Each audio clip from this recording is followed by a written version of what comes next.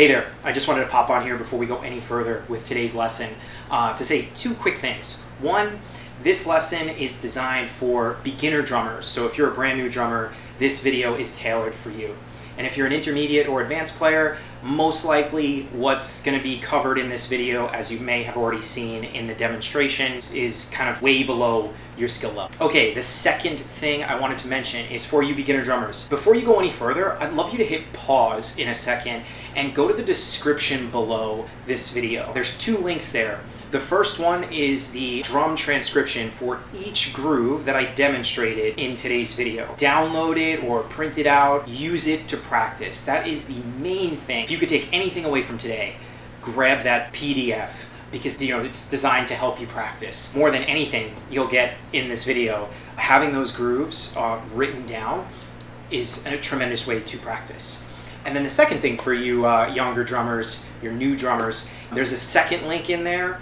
So if you've never read rhythm or drumming notation before, I have a PDF down there specifically to help you learn how to read the drum charts. So you can grab that as well. Download it, print it out, whatever you want. But please, before you go any further, hit the pause button and grab those two links below. All right. Otherwise, let's keep going with the lesson.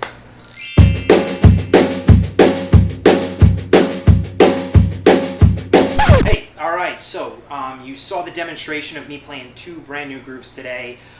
You also hopefully just listened to me talk about getting that PDF, so hopefully you got your chart there in front of you.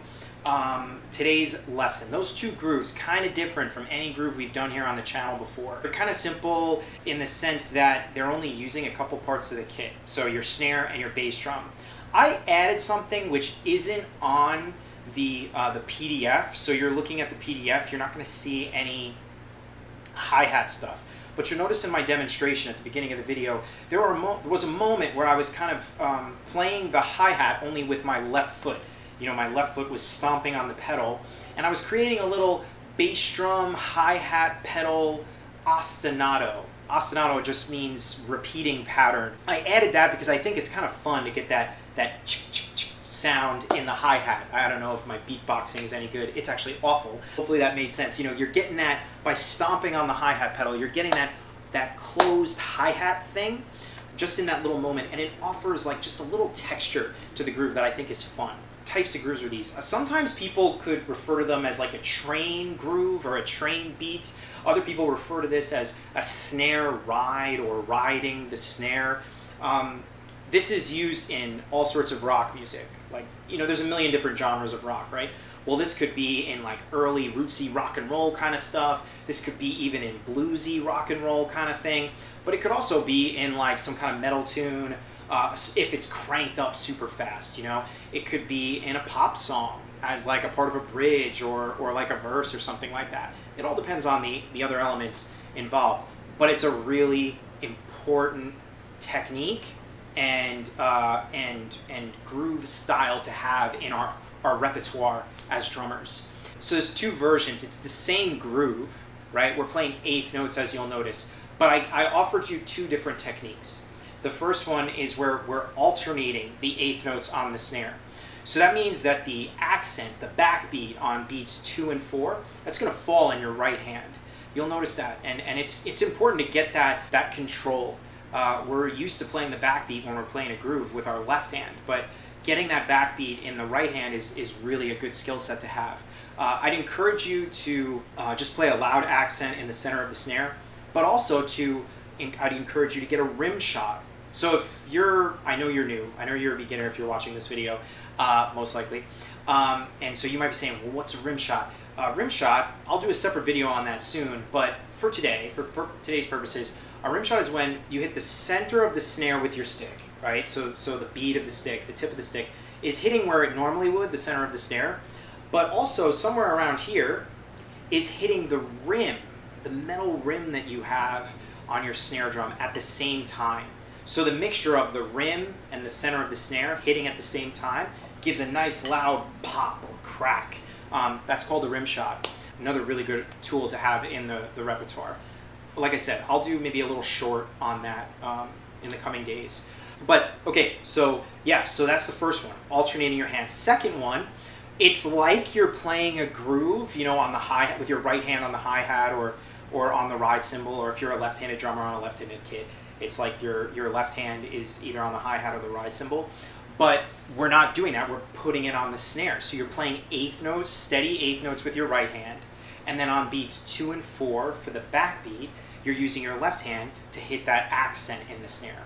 So what's really important with both grooves is when you're not playing the backbeat, the notes that are on beats 2 and 4, it's really important you get that control. Keep the stick heights, meaning how high the sticks are coming off the snare, keep them super low to the snare. The more control you have over that sound, the better your dynamic range is going to be. So you're going to have super kind of soft, it's not that they're ghost notes, but they're almost like ghost notes. You've got this really nice soft dynamic for the majority of the snare ride groove. And then on the backbeat, you've got that loud crack of the accent. It offers a really cool sound when you get that comfortable. Whether that's slow, but certainly fast.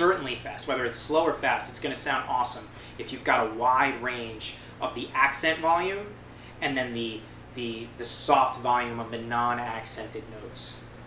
So with both grooves, I'd encourage you to really work on your stick heights or your levels. I'm sure you know what that means if you've been following along on the DrumShed. I kind of refer to that often.